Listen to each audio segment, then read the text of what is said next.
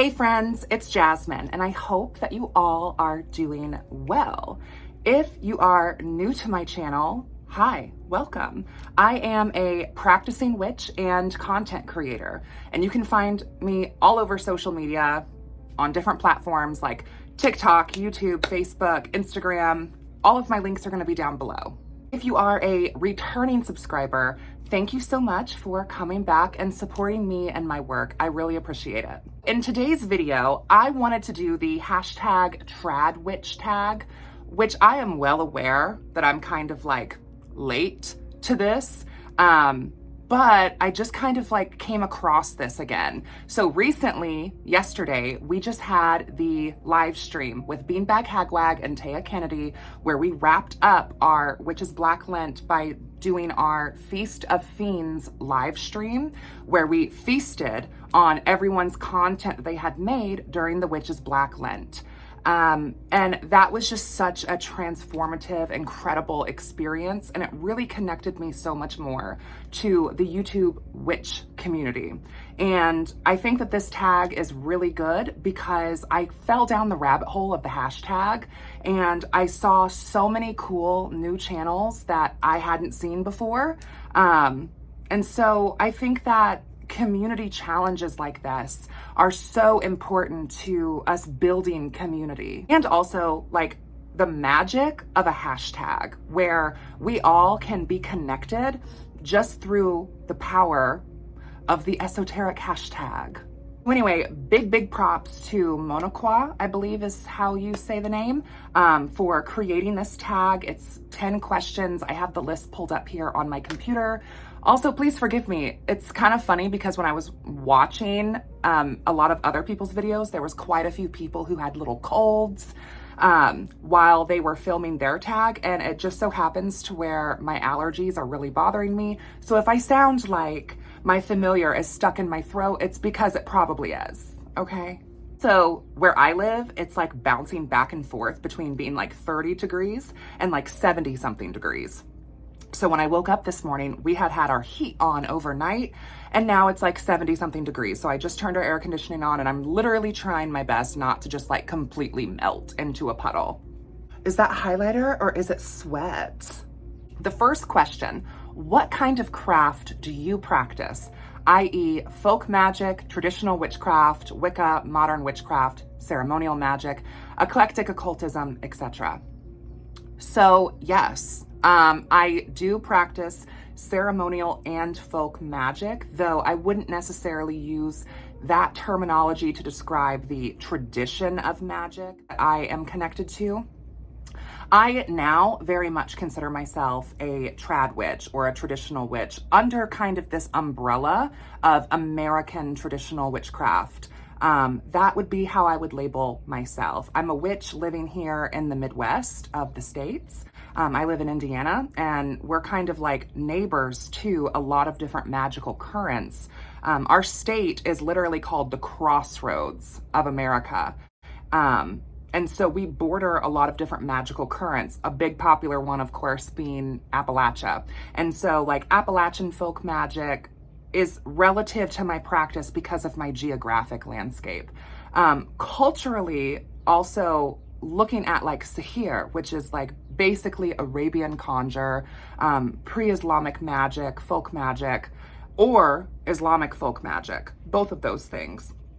Working with like surats and weaving some of that into my craft, maybe in a similar way as Christianity is woven into folk magic of the South. So very much that school of folk magic, but also I would consider myself a traditional witch in the sense that my interests revolve around the witch's devil, flying, Athenogens, the dark goddess, the dark mother, the weaver of fate. I would also say that I practice ceremonial magic.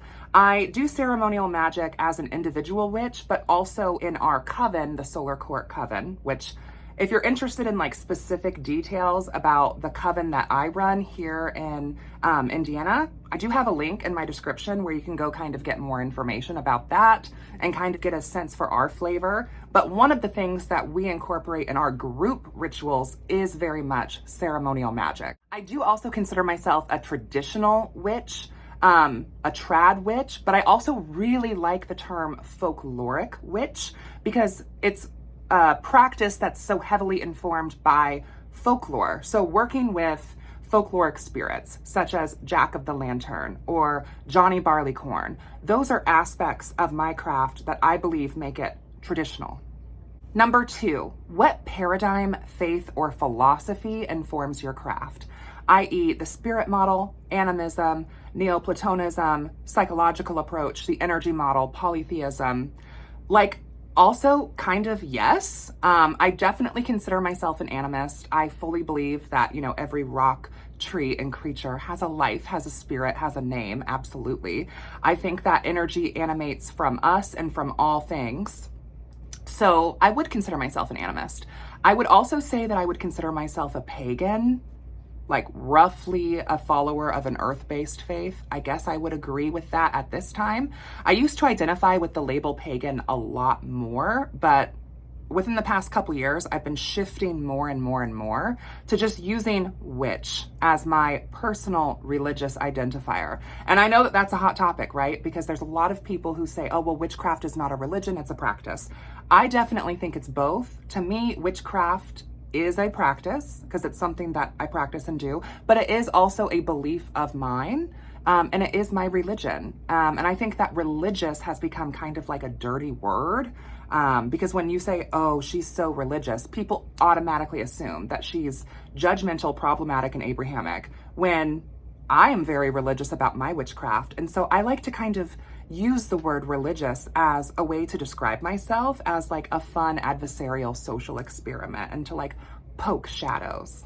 Also say that I can follow the psychological model very easily. My grandmother actually ran her own like psychiatry office and practice in Nora, Indiana. And so growing up around some of those like psychological like sort of like teachings, right, was kind of a part of my background. Like my grandmother was really big into like dream interpretation, and she would weave some of that into her like therapy sessions. So like, yeah, the psychological model can totally make sense for me as well. I think there's a time and place, right? Like dreams, since I brought that up. I believe that some dreams are purely just psychological. It's like your subconscious mind cycling things out, and that can still be interpreted and be powerful. But I also believe that some dreams are spirit communication or witch flight. So I think that multiple different paradigms can actually overlap and work together. I don't think that they're quite so separate.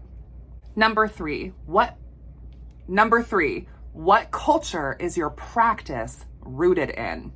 So I kind of have two answers to this. I think when we're thinking about culture, it's important to think about it in like two forms. We have our geographic landscape, like where we are at physically in the world, which may or may not match our ancestry. And then you have your ancestral culture, which to varying degrees, you may or may not be connected to. I personally am heavily shaped by kind of this very odd mashup that I don't really see a lot from other witches. And I wish that I could find more of this, but I would consider my geographic like culture would to be very American, very Midwest, very we say fuck you with a casserole, very almost like diet borderline Appalachian. But ancestral culture, it would be that of the Fertile Crescent. It would be Lebanese and Jordanian and Armenian, and that area of the Middle East would be where I am looking for pre-Islamic folk magic and literature and resources. So like I had mentioned earlier, practicing sihir and working with the jinn and having a solid understanding of the different types of jinn, the Hans, the Johns, the Marids, working with them in the same way that, you know, maybe a European traditional witch would be pacting with spirits. I think it's really important for us to work with both instead of just where you are at geographically or just what your personal ancestry is. And I say that because as someone who lives in America, obviously I'm living on stolen land here, and I want to be respectful of the land that I am on and acknowledge the fact that at some point in time, my ancestors came over here and colonized this area to some degree. Also, there's like this culture, this very like suburban, urban, city, Midwest, Appalachian, like folk magic aspect there. And I'm connected to that because I live in that. However, in my ancestry, very much the practice of sihir is found within that ancestral practice. And to me, it's important to be tapping into that because that's part of what makes us witches, in my opinion, is being connected to that magic and venerating and honoring our ancestors is very important to me. And I think that working with the land that you live on specifically is very much a trad witch thing. Getting an understanding of the genus loci of your region, because that's the land that you're living on, and connecting with those spirit allies. So I guess culturally, I would say like Middle Eastern and American. Number 4, how long have you been practicing and how did it all start?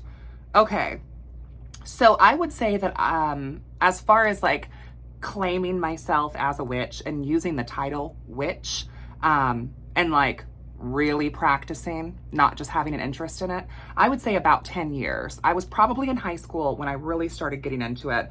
And then over the years, I've just kind of fallen more and more and more down the rabbit hole or been led more and more down the crooked path.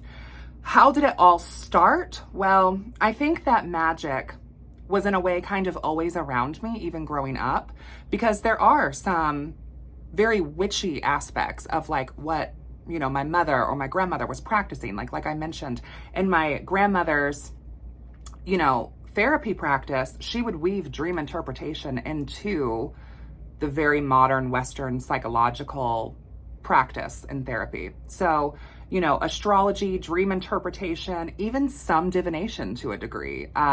You know, I was introduced to palmistry and reading cards through playing cards, like cartomancy, pretty early. I got into that more so when I was in high school. My mom like bought me my first tarot deck, and I had shifted out of just reading the playing cards to tarot because I was like, oh, that's so much more witchy and cool and serious. And it's so funny because my first tarot deck my mom bought me from like Hot Topic, so whatever. But yeah, I feel like witch to me is just as much of a noun in the sense that it's who I am to my core. I believe very full-heartedly that I was born a witch. But also, I think it's a verb because it's also what we do that makes us witches. Doing witchcraft is also what makes a witch.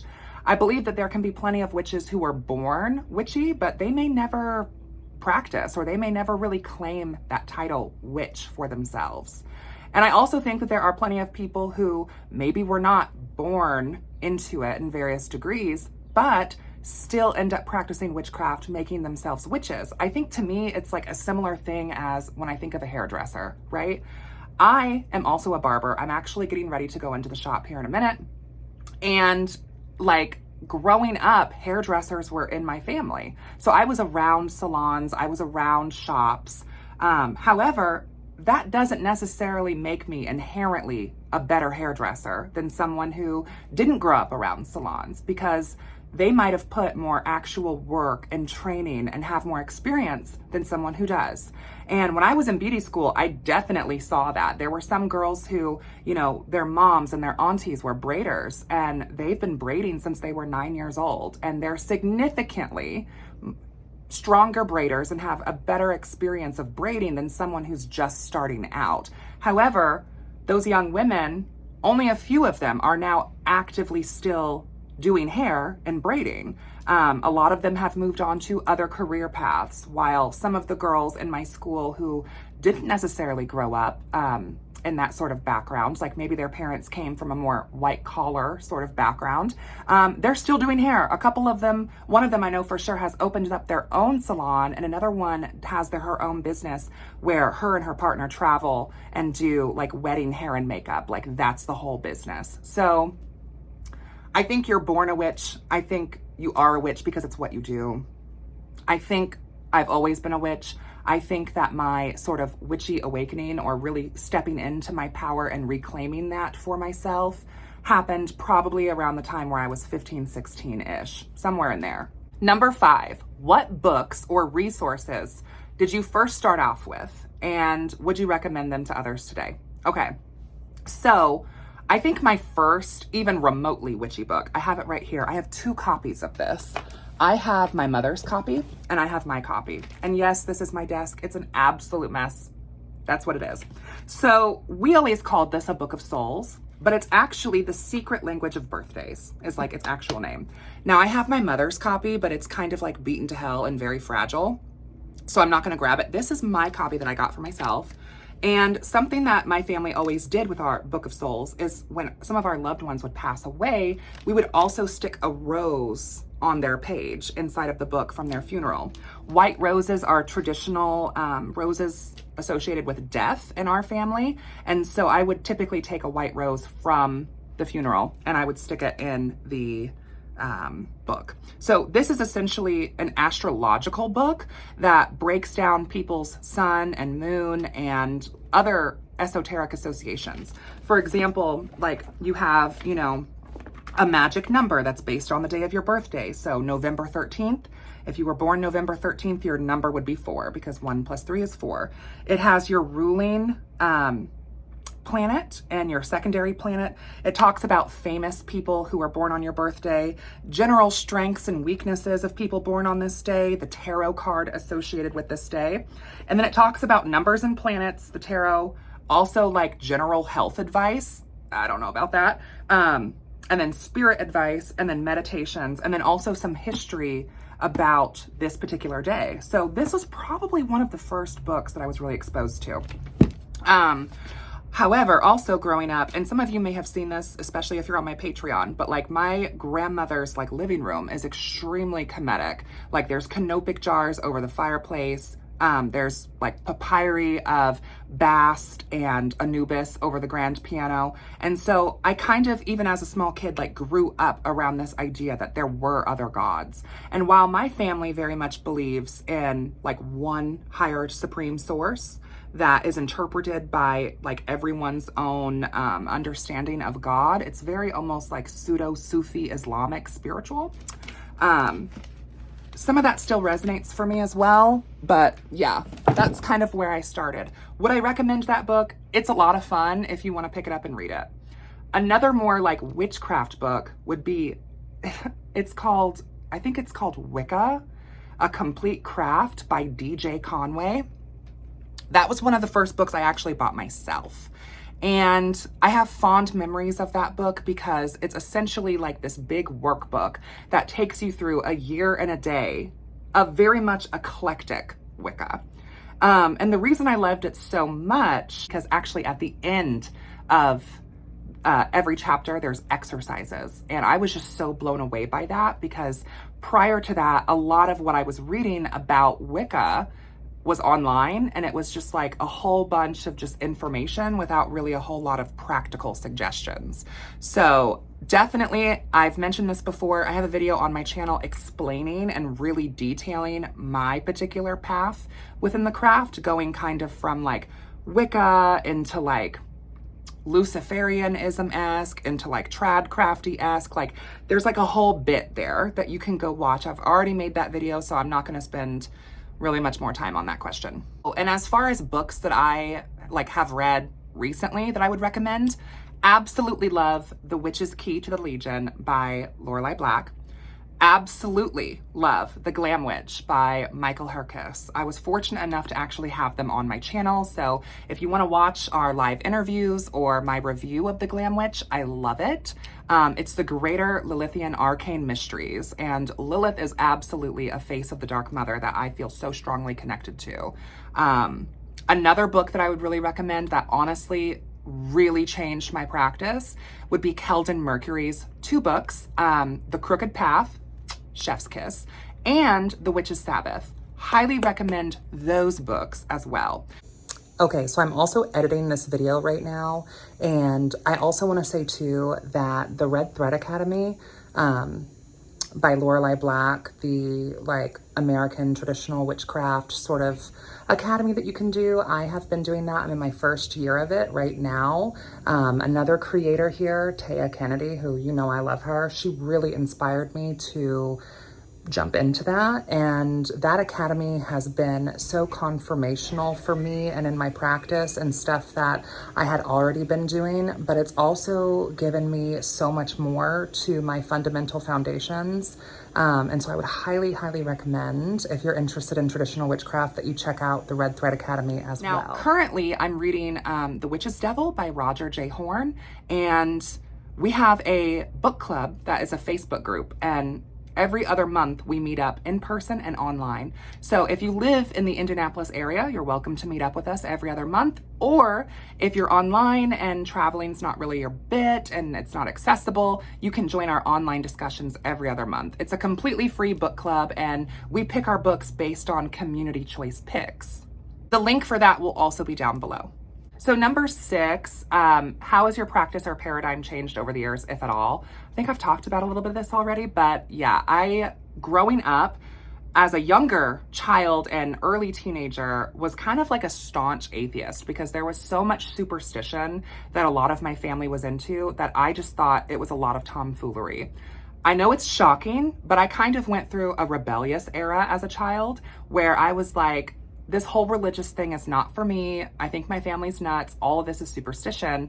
And I have memories of me and my friends like actively, trying to have some sort of crazy paranormal experience, right? Like the coming of age experience of playing with a Ouija board and like stealing your parents' vodka and hanging out in like one of your friends' closets and like someone fucking with the board and having a crazy experience, or going and sneaking out and hanging out in graveyards late at night. Like that was my sort of early start to the craft. And then I kind of shifted more into eclectic Wicca, and I spent probably several years in that before I started really shifting out of that into maybe I'm just pagan. But then I was like, no. And then I started falling down kind of the left-hand path hole. And then now I find myself in this trad witch space, which I feel like overlaps with the left-hand path for me. So once again, I made a whole video about that. If you're interested, you can go check out that video. So number 7, what does your daily or regular practice look like? What do you do on a regular basis? Well, I definitely have a daily practice, though I don't think a daily practice needs to be super ceremonial. My daily practice is like, I typically get up and I go to my sabbatic altar and I will light some incense and just kind of set the vibe for the day. I'll make myself coffee, I'll get ready. Makeup and the power of glamour magic is also a part of my everyday life. Glamour magic for me has been kind of a tool of survival as like a trans woman who is forcibly put into this culture of passability, because the passability culture like is how trans women have avoided higher risks of being unalived. So glamour magic is huge in my daily practice.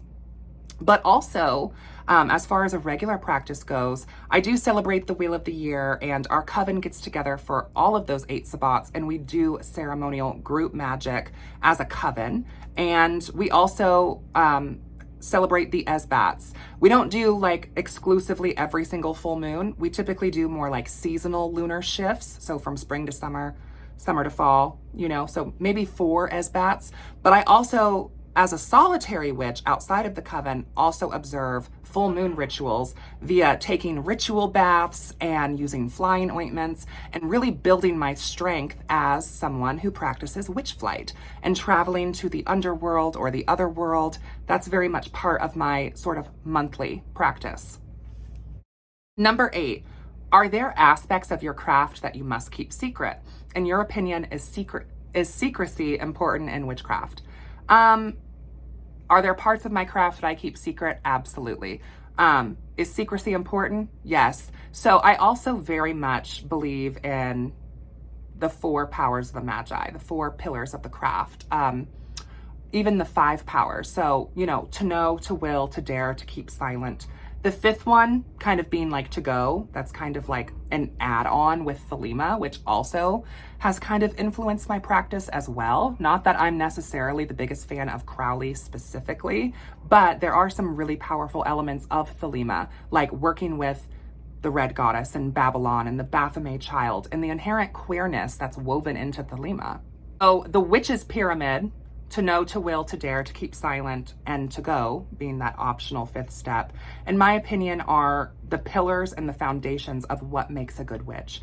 To know yourself, to know your craft, to know your practice, and to be constantly committed to the first pillar of academia and learning and growing and challenging our beliefs and pushing them outside of the boundaries of what we deem as comfortable. To have the will to manifest something, to put the book down and will something to be, to have that magic inside of you, to dare, to actually do it, to actually go out to the crossroads on a full moon by yourself in the middle of the night and invoke XYZ, right? That takes guts. That's to dare.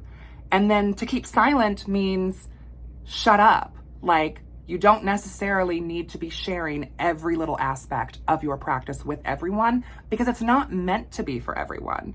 And what I mean by that is your personal craft is yours and yours alone.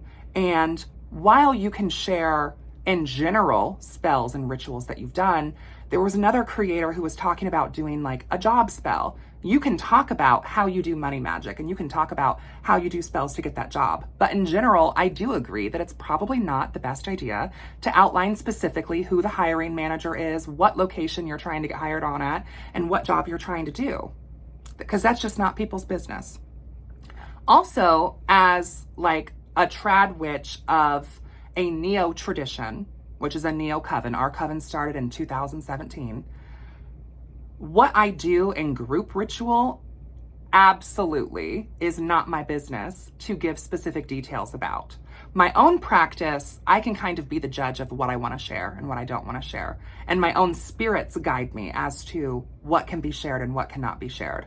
But as far as our coven's mysteries, they're initiatory. Our group practice is a neo tradition and it is closed through initiation is how that's accessed and through ascending through degrees. So I can't really share that. It's supposed to be kept private. It's kind of like if you were in a therapy group, like what is said in group is confidential and sacred. And I apply that same narrative to Covenry. What are some of your favorite tools that you use regularly? So the first tool that I can think of would be like my Book of Shadows, which is this big hunk of a book right over there. It's actually the very big sketchbook on Amazon. I kind of treat my witchy Book of Shadows as kind of like a witch's scrapbook. And I've had this book, my mother bought it for me. I got it in 2016. And it's filled with my own personal UPG and experiences. I call it a Book of Shadows because it has shadowed my practice. And I've used this book also as a tool. For example, there are pendulum mats drawn into the book. And so I will use my book in place of a pendulum mat, or spirit boards drawn into my book. Or of course, first pillar, more academic resources like arcane runes and witch runes that I can look at for reference if I'm spacing them.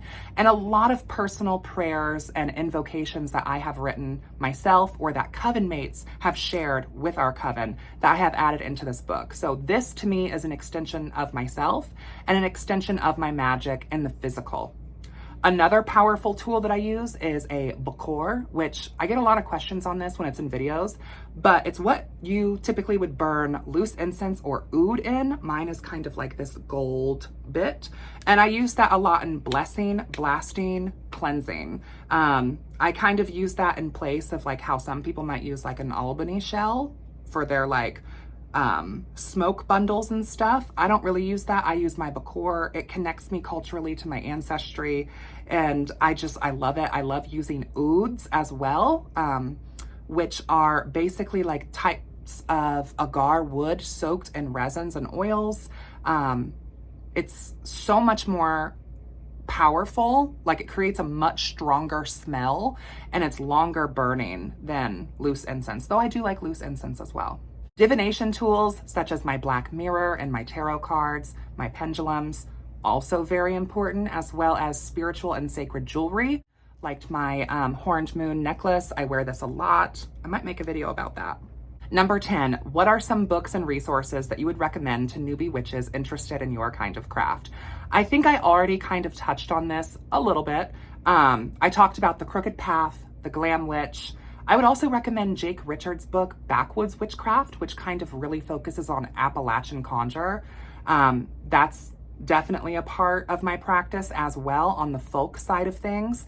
I think I would also like to recommend The Devil's Dozen. I would also recommend Matt Arn's book, The Psychic Witch. I really like the psychic exercises that Matt laid out in that book for visualization and working through aphantasia. I think that's a really good beginner book to someone who's just now getting into honing in their psychic abilities. I would also highly recommend Miller's book, Consorting with Spirits. I think it's a great introductory book for someone who is like new to pacting with spirits, working with spirits, or just the spirit model in general. I think it's really, really powerful. I highly recommend reading that book. Another book I would recommend would be Of Blood and Bones.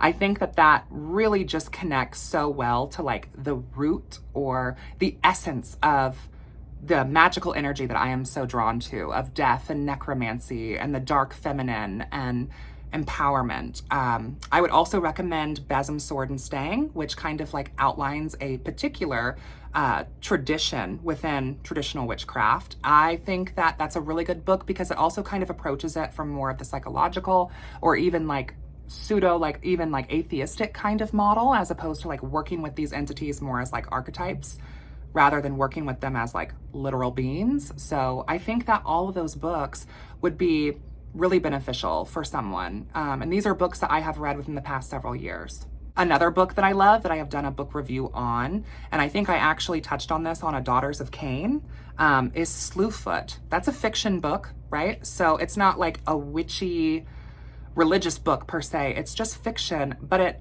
is so like in the vein of like the movie The Witch, right? And of movies, I really like Coven of Sisters and Suspiria, the 2018 version.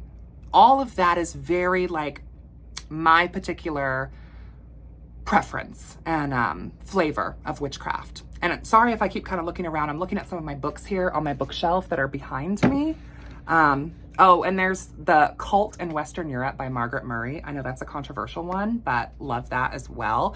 And The Grandmother of Time, which is by a TERF. So I don't recommend the author whatsoever, but I do think that the Grandmother of Time book is cool because it outlines kind of more obscure pagan holidays like the Festival of Roses or Isis's birthday or various other pagan holy days that aren't just the Wheel of the Year. And I love using that. I love using that and blending that into our Sabbats and finding holidays that overlap with coven mates' birthdays or Sabbats or Esbats and weaving some of that into our magic as well. As far as classical occult literature and grimoires, the Picatrix or the Gaild al-Hakim, highly recommend that. Also, the Gospel of Aradia. Love it. Love it, love it, love it. If you're into Sabrina the Teenage Witch, you will be into the Gospel of Aradia. I very much think that's where they got a lot of their inspiration from. It's literally a magical tome of the story of Aradia, the first witch, whose father is Lucifer and whose mother is Diana. It's wonderful, it's powerful, and it's greatly informed Italian folk craft. So I love this tag so much. I love doing these tags, and it's really cool, once again, to use the power of the hashtag and fall down the rabbit hole and see some cool new creators and hear from other people how they practice. So I really appreciate for the creator who made this tag, Mananaqua, I'm sorry if I'm not saying that right. Love this tag. Love Taya Kennedy's video. Love Abby the Witch's video. I watched both of theirs and I love it. I absolutely love it. So thank you all so much for watching. If you have any questions for me about things I've talked about, please leave them down below. And if you have any video suggestions or requests, also, please feel free to leave those down below as well. Until next time, friends, stay blessed, highly favored, and always protected. Blessed be, and I will see you in hell.